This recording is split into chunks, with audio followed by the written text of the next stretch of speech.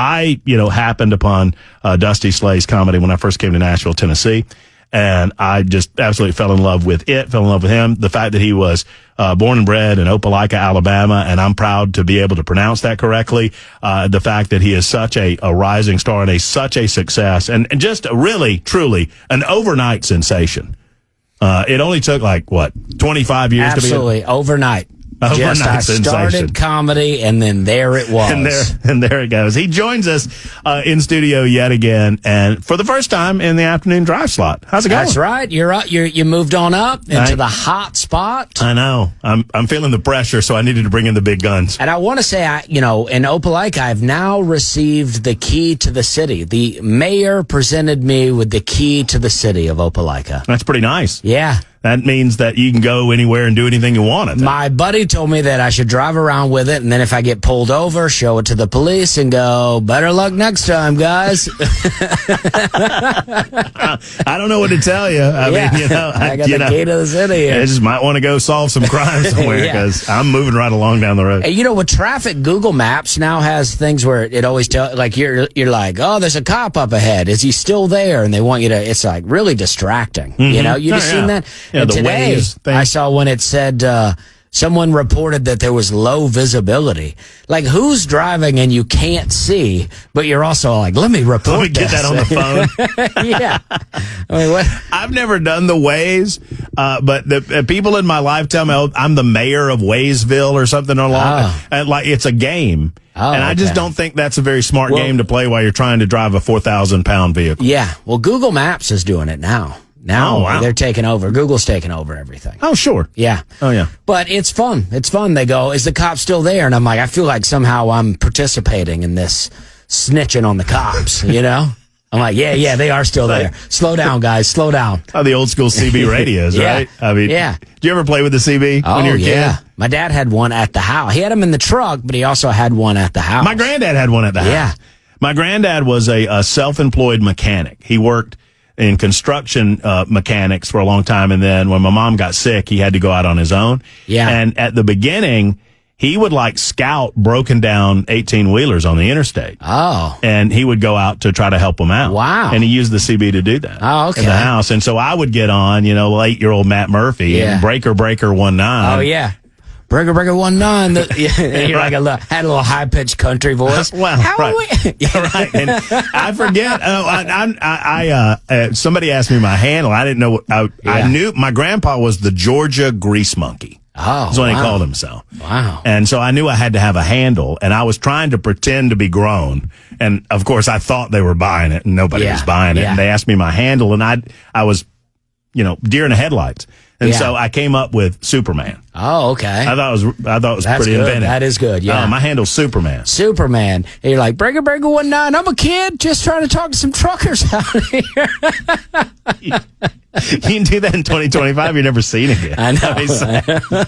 I mean, the things that we got away with when we were kids. Yeah. It's insane. Well, you didn't have, it's like, we're just bored. There's no internet. And you're just like, well, let's do something. There's a CB in there. Yeah, well, or you go out and you just build a fort in the woods. Yeah. You take sharp objects, you can take them into the woods, you build a fort, and you come home when it's night. Yeah, you build the fort, but never play in it. I mean, once it's built, that's it. No, the building of the fort was the play. Yeah. Right. So you've had, for those who don't know Dusty Slay's year, I feel like it's been a fair year. It's been a hot year. My Netflix special came out early 2024 called Working Man.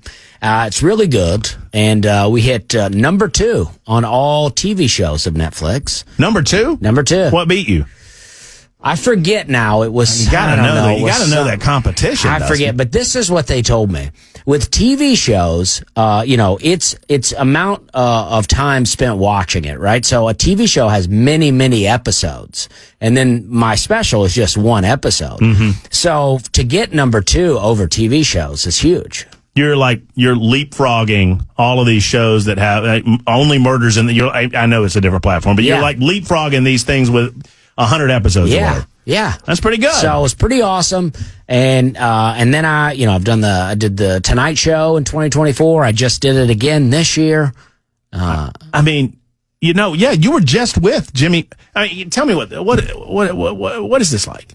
What is being on the Tonight Show like? You know, it's really great. Everyone is so nice. They really take care of you. The booker's so nice, so that you go in the night before. He takes you around New York City to clubs like, I don't know, I can't even think of any of the club names, but, you know, the Comedy Cellar. Yeah. And stuff like that. And you run your set. And then the next day you go do the Tonight Show you get there about 3 or 4 o'clock and run through everything. And this time I was there, I met Kenny Chesney and Brooke Shields. Brooke Shields asked to take a picture with me. Very exciting. And then, did you tell Hannah? Was that a hot topic right after the show? Well, thankfully, you know, Brooke is a good bit older now. Well, I mean, what do you mean thankfully? I mean, as far as my wife goes. Oh, I see what you're. You know what I mean? Yeah. There's no questions being asked. Right. Did she ask you who requested the photo? No, I told her right away. I want my wife to know what's going on out here. And you're like, hey, I can't help it. Yeah, I want her to know. I asked to take a picture with Kenny Chesney. Brooke Shields asked to take a picture with me. So that's where we're at. That's pretty. Is Kenny? I don't know how to put this delicately. I hear that Kenny is a small man. It's funny, you know, he was shorter than me and Brooke Shields was taller than me, I think. Well, there you have it. Yeah, so it was fun. Yeah, and he wore, you know, he had like a winter hat. Some people call it a toboggan where I come from. But I love a toboggan. My wife's Canadian. She says that's a sled. That's what they call a toboggan. It's a sled. I grew up in Georgia. We called them toboggan. That's what I called them in Alabama, toboggan. Yeah. But he was wearing one of those, and I got a picture with him. And then later he put the cowboy hat on, and I wanted to be like, oh, now let me get a picture with you with this. But I don't know. It felt like too much. I'm like, I can't be, you know, going through your whole wardrobe change trying to get a picture with you at each stage. Well, sure. I mean, yeah, that might be a little awkward. Hey, Kenny, can I get a photo with you when you change out of your Tonight Show clothes and into your regular clothes? Can we get one of those to kind of close out the night? In your car on the way home. But it's great. Jimmy Fallon is so nice. He's such a nice guy. You know, people get mad, you know, about. So my mom goes, don't let Jimmy cry on you. I go, that's Jimmy Kimmel. She goes, oh yeah, you're right. I mean, but you know what? I mean, and I'm not trying to drag you into political discussion, but Fallon, I feel like Fallon decided, and maybe he didn't, but I feel like he decided, look, all these other guys have decided they're going all in on politics, whether it's Seth Meyers or Stephen Colbert or Jimmy Kimmel. I'm going to try to catch everybody else that I don't think want to deal with politics at 10:30, 11:30 at night. Yeah, I think he just does a fun show. You know, he's got a joke or two here and there, but I think he just does a fun show. I mean, he got the hell beaten out of him for tousling Trump's hair back in the day, right? Remember that? And everybody got mad at him. Like, what? I mean, if we can't tousle the dude's hair, I don't know where we're at. Guys just trying to have a good time out here. Jimmy Fallon's just running a solid show. And by the way, is Weaver back yet? Because Ken Weaver, you need to know something. I'm right here. Dusty Slay got here. Dusty Slay, star of Stage and Screen, huge comedian. And the only person you want to talk to is Ken Weaver. I'm a big Ken Weaver fan. Hey, Dusty. Yeah. How you doing, man? I like your beard, dude. Thank you. You too. I'm very excited to be here. I mean, no, it's a lot of fun. We have a good time every day. And I'm excited. Every so often, I'm just going to pull the curtain back. Because I fanboy when Dusty gets in. Because I'm a fan of his comedy. And there he is. He's doing Netflix specials. He's on stage he's taking pictures with Brooke Shields, man. Is asking Dusty Slay to take pictures. Yeah. And so I'm obviously fanboying over here. And then occasionally, every so often, Dusty makes a comment about what I'm talking about on the radio. So, holy crap, I need to get my crap together. It's a good time. There was a guy, you were trying to get a guy a date the other day. Not you, but Dan Mandis was trying to get a guy a date. I said, bring him to my show. And so, right. Yeah. I mean, is that not the perfect place for a date? Perfect show. Yeah, perfect place, I mean, everybody's going to have fun. We're going to laugh. Is Brooke spoken for? Well, you know, I don't know. I'm married, so I don't usually ask those questions, you know. Well, by the way, so's Ken Weaver, I would note. Well, I'm talking about, for KGB. Oh, yeah. Oh, I see. I go, you married? I mean, I am, but I'm just wondering if you are. What you got going on? So, I mean, working man, incredible. But everybody wants to know what the next thing is. You got another one that you're working on doing. Well, right? In Nashville, I got a show tonight. I got a show on February 25th at Zany's. And then February 28th, I'm filming a new special in Chattanooga at the Walker Theater. That's pretty cool. So I don't know where it'll be. We're hoping Netflix, but I don't know. I'm just going to film it. That's what I did last time. And then Netflix bought it. So I'm pumped. I think my hour I'm doing now is better than the last special. And I'm fired up about it. Well, I mean, you have to feel like you got a little gravitas over there with the Netflix if you were the number 2 show, right? I mean, you feel that way, but I guess, one doesn't necessarily lead to the other. Is that? I think so. I don't know. I mean, I think I'm reaching a demographic maybe that they're trying to reach, that they don't know how to reach. I get recognized a lot at Home Depot, and stuff like that, and at the gas station and at barbecue restaurants. But they just think you work at those places, I would think. Probably, yeah. They're like, "Hey, where's the bathroom? Where's the plywood?" Yeah. And I'll tell them, Right. I've been around there enough. I'll tell them. Send them the long way around if they ask where the bathroom is. Yes, sure. exactly. Sir, you look like a man who needs a bathroom. You just head that way to the back. Yeah. Sure. I mean, when I worked as a vendor, I was, sold pesticides to Lowe's and Home Depot. That's what people would do. They would thought I worked there. And I would help them, unless they got an attitude with me. And that was the best thing. You just throw your hands up and go, "Hey, I don't work here. I don't even work here. I don't care." You're asking to talk to my manager. I don't even work here. Yeah. I don't know what you're talking And they're about. like, "You used to sell this." And I'm like, "No, we didn't." And it's great to be able to argue that way, because when you're just the vendor, the customer's not always right. And that's a lot of fun. There's no consequences. Right. Just walk away from the conflict. Yeah. All right, real quick timeout. Dusty's with us for the better part of the hour. He's going to be at Zany's tonight, and we don't know if there are tickets available tonight, but maybe. I think there are Let's some. go. I mean, the show has been selling out every month, but I did this one very close to the last one, and I have 2 in 1 month. I may be overreaching here, but it's been selling out every time. Well, I mean, people love you, especially around. And it's a hot show. I put on a good show. I want to ask you, I want to go back to the Tonight Show in a minute. I'll hold on to it because I want to ask you, well, I'll go ahead and ask you this. Is it difficult I'm watching the Tonight Show. There's Dusty Slay. And you got the time compression. It feels like that puts additional pressure on somebody like yours. Well, absolutely. When I do a live show, I do anywhere from an hour to an hour 20, Right. And then I'm doing 5 minutes, and there's no room to mess up. You just gotta get it right. And you just have to, and it's just a byproduct of the nature of what you're doing. You just have to just jump in there. Just go. Yeah. Let's make it happen. And all of them have gone well for me. I've done it 5 times now. They've all gone well. But in practicing, sometimes in these other clubs, it's not going well. Like I'll be, the night before I'm in a club doing my Tonight Show set, and it's kind of bombing. And this night I'm like, now I'm just here to run this set. So I just keep doing material that's not working. Where if I'm doing my own live show, I can pivot, do something else. Right. And then I get off stage and I'm like, wow, this is what I'm about to do on national television. Do you ever feel like, and I guess this changes from venue to venue and crowd to crowd, but do you have an awareness of it's them and not you? Or is that in your mind at all? Yeah, to a degree, it's like, when you do material, because if I'm going to do something on the Tonight Show, then it's something I've done over and over again and proven itself to be funny. Right. So then when you find yourself where everyone in the room that night has decided these jokes aren't funny, you're like, how did this happen? How did everybody that hates these jokes come to this show tonight? Well, and I feel like maybe your jokes land a little bit differently at the Comedy Cellar in New York City than they do in Nashville, Tennessee. Yeah, and this is what happened to me one time. They you're in New York City, and they go, Dave Chappelle had just released a Netflix special, and I had just released mine, and they go, all right, guys, we got a special guest coming up. So everybody's like, who is it? Jerry Seinfeld, Bill Burr, Dave Chappelle? And they go, he just released a Netflix special, and you could just feel everybody being like, yeah.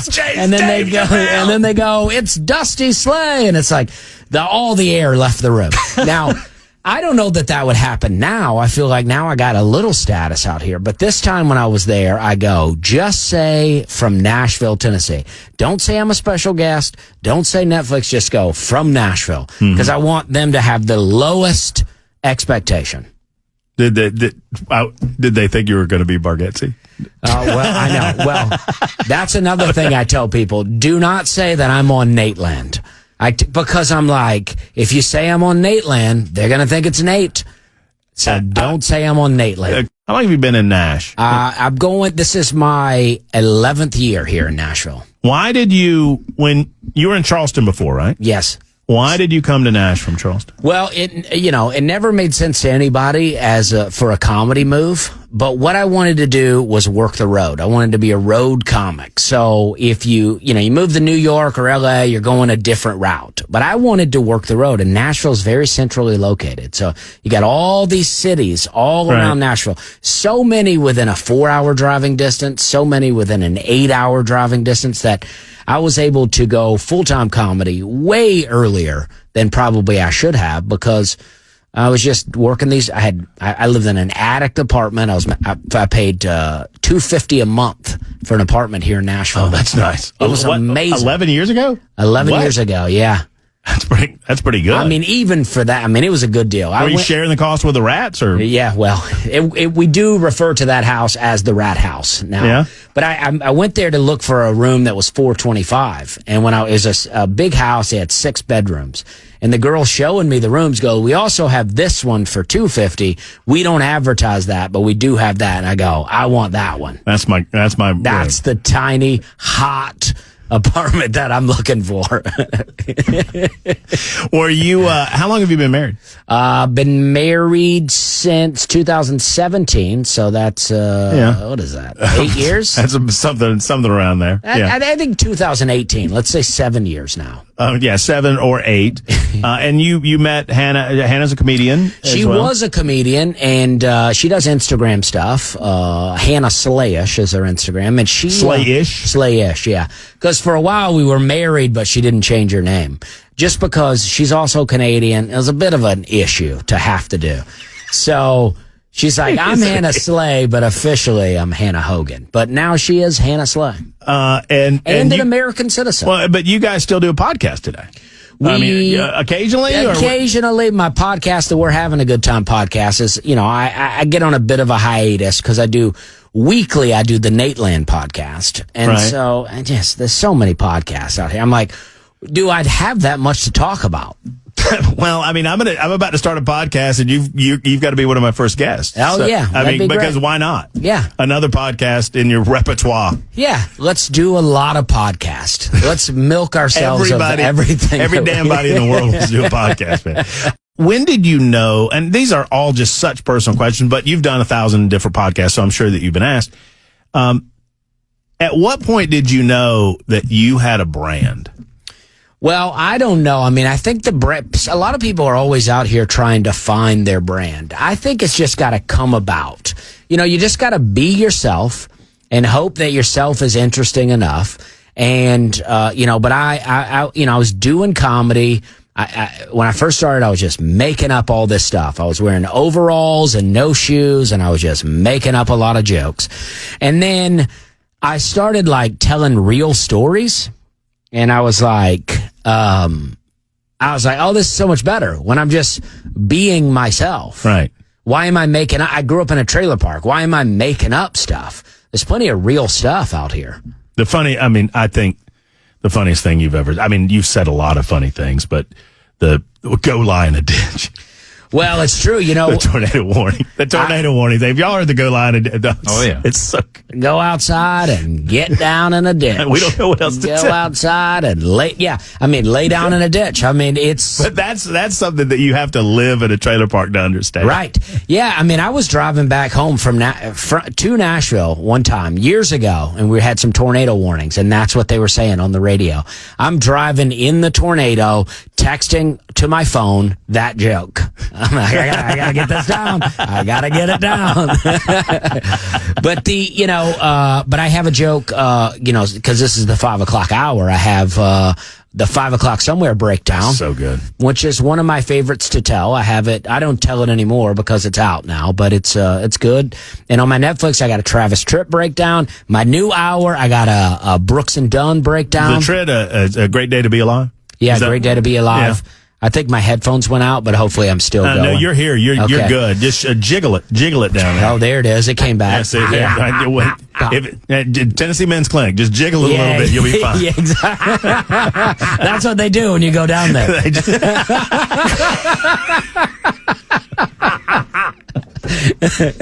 I'm Dusty Slade for Tennessee Men's Clinic. That's awesome. Anyway, the song breakdowns. I mean, is it hard to when you find that, and you know it's gold. You hear them laugh, and you know how funny it is. Is it hard to realize that it's time to let it go?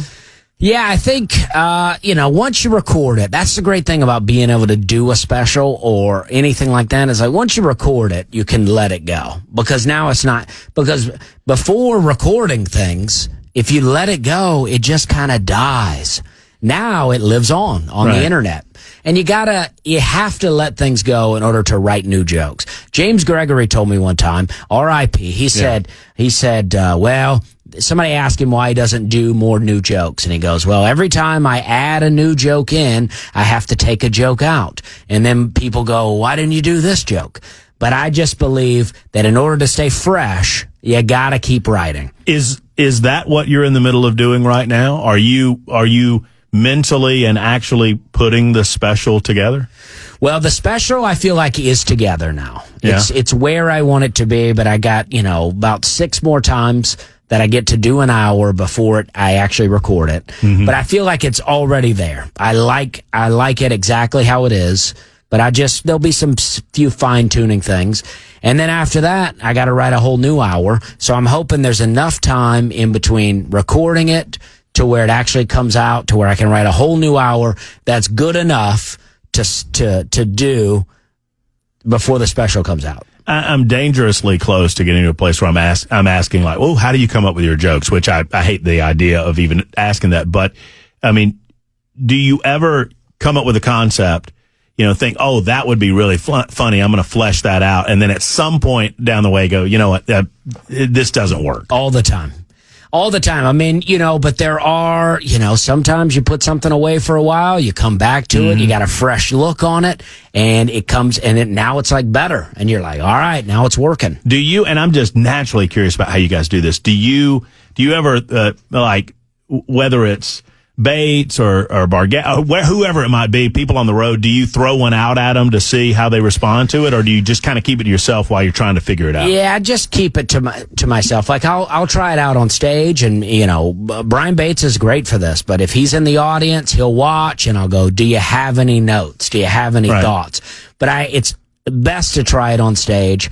And some of my other friends that I came up with in comedy, I feel like they're really good at that because we all kind of learn to write jokes together. Oh, man. So tonight you'll see, you'll probably, if you're going to the show tonight, you'll probably see some of the stuff that you're going to lay down in Chattanooga, right? Yeah, I mean, this show, there'll be a couple other people on it. So, it may not be the full hour, but you'll get a full hour of my comedy. And I may try some new jokes because, I got some new ideas. Do you like, this is a stupid question, but I'm going to ask it anyway. Do you like doing podcasts? Do you like that format? I mean, it's got to be a lot different. I do like podcasts, but there are so many podcasts now, and it's like, we're just out here. I just think sometimes, how much can I talk? But apparently I can do it a lot. I did 2 hours of radio this morning. I was calling different radio stations. I got a radio guy that gets me set up. So I call a new place every 15 minutes. I go, hey, it's Dusty Slay. And then, and then I did, and now I'm here, and now I'm about to go do a show. And Monday I did a 2-hour podcast, and I can talk, I mean, that has to be tough though. And I'm asking as a guy who, you're on another radio station, right? Here you are, but I mean, you've got to, it's part of the job to keep it fresh, to, act like you're interested. I'm not saying you're acting all the time, but there got to be some times where, it's been a long night, you're tired, but you gotta go. You gotta make it happen. Yeah, on stage and, in studio, you can come alive because you're like, this is exciting. This is fun. This is what I've always wanted to do. So like if I'm tired, but I'm still like, well, this is what I used to email radio stations all the time and no one would have me on.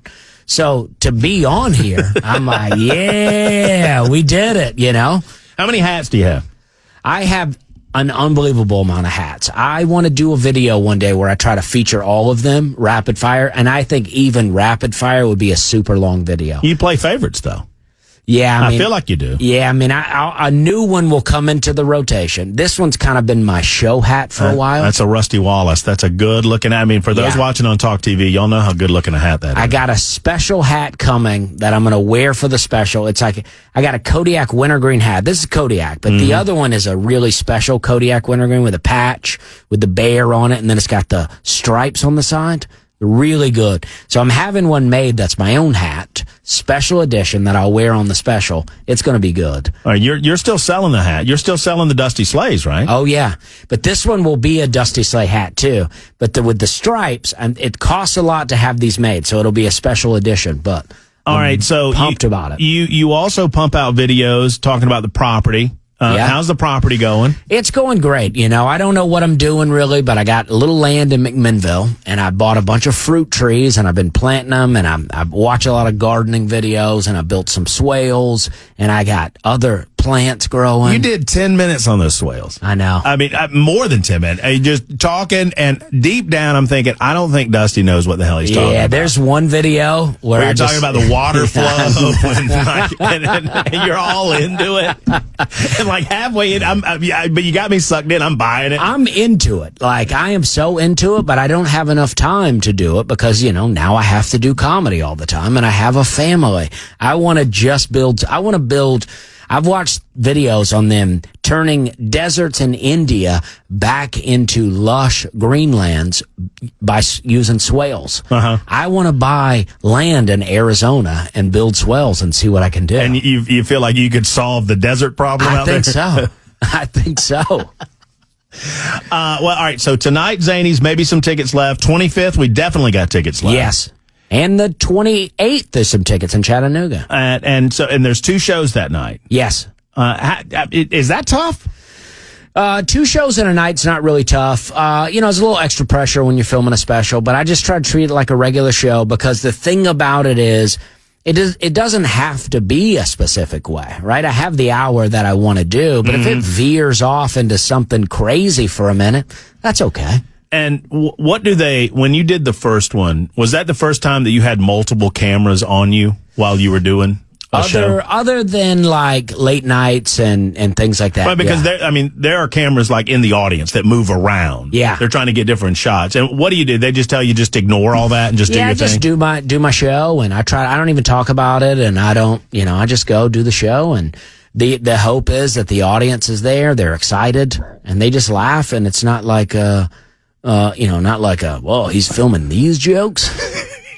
This is the best? Yeah. Man, good thing we didn't come to the non-filmed show. Yeah.